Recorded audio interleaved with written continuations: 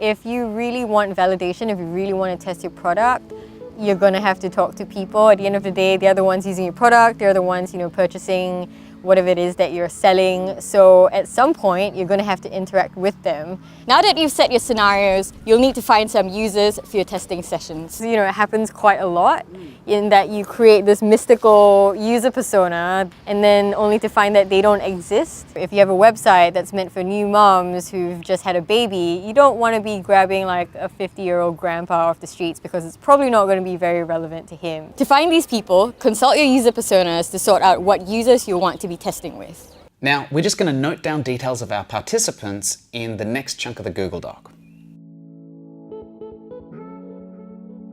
If it's a user persona that's easy for you to find around, you could possibly even grab people in coffee shops. I've done loads of times where I just get a bunch of Starbucks gift cards and go to Starbucks and sit with a sign that says like, for 10 minutes of your time to do an interview, you're going to get like a $10 gift card. So that's if it's really general. If it's something really specific, for instance, with new mothers, then maybe you want to go look for Facebook groups or like meetup groups that have new moms with them. You could ask around with your friends. A physical baby clothes store. You could maybe even stock out the pediatric section in a hospital, as long as you're not being creepy about it. Just try and think of how these people's lives are, like where they might hang out, what they might be doing, and then just see if there's a way that you can get in touch with these people.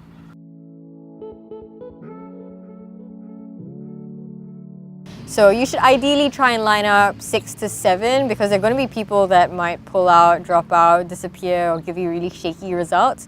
What you want is to have 5 good sets of data and good sets of feedback so that you can actually do something with that. You don't want any less than that because that's not big enough of a sample size.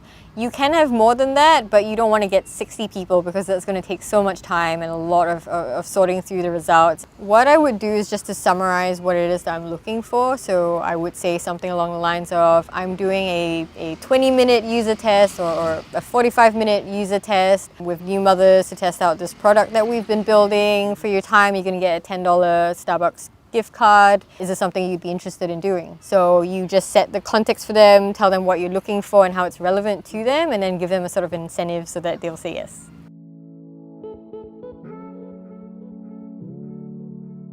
Typically what you want to do once you've found some participants is to really lock that in. So send them a calendar invite. If it's in real life, make sure that you've agreed upon a place that's convenient for them. And you want to also make sure that you have all your task scenarios set up, you have your prototype set up or your website or your app set up. I would say anywhere that has fewer distractions. It doesn't have to be, somewhere that's completely distraction free or somewhere that's really, really quiet. All you need is somewhere that feels a little bit private, that won't distract your user too much. So I've done user testing sessions before in a Starbucks, literally just outside of a Starbucks, and that worked well enough. You could do it in a park, you could do it wherever. I think you have to be as flexible as possible without sort of ruining the test or the results because it can be hard to find people. So you just kind of want to be flexible enough that you can adjust to what they need instead of making it really rigid and then finding that you can't find anyone to test with. Now, we might offer to go to the house of one of our participants because they're stuck at home all the time. Or we might offer to have them come to the studio because they want to get out of the house. Either way, we're doing the test at the place that is most comfortable for the participant. This should typically take about a week. In general, you want to try and keep it contained to a set short period of time. You don't want to have too much space in between the different sessions. Each testing session should take between half an hour and an hour on average. Much less and you don't get good information, much more and people get frustrated and bored. Make sure that you leave some time before and after the test to set up and take notes.